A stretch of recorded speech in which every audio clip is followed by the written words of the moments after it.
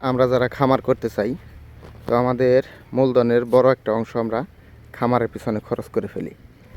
তো পরবর্তীতে যখন আমরা মুরগি পালন করতে চাই, তখন মূলধনের ক্রাইসিস আমাদের আসতে পারে। তো আমরা যদি স্বল্প খরচে ঘর করতে পারি, সেই ক্ষেত্রে আমাদের মূলধনটা আমাদের হাতে সঞ্চয় হিসেবে থেকে যায়, যেটা পরবর্তীতে আমরা আমাদের খামারের বিভিন্ন কাজে খরচ করতে পারি। তো আমরা এখন যে ঘরে আসছি, এটা একেবারেই অল্প খরচে একটা ঘর করা।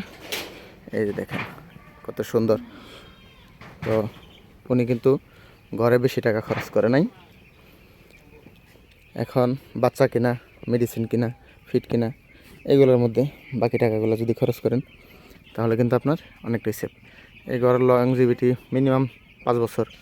আর একটা অল্প খরচে একটা 5 বছর ঘর যদি ব্যবহার করতে পারে, তাহলে খারাপ কি? এখানে শুধু চালাটাই পরবর্তীতে চেঞ্জ করা লাগতে পারে, আর যা আছে সব কিন্তু স্থায়ী।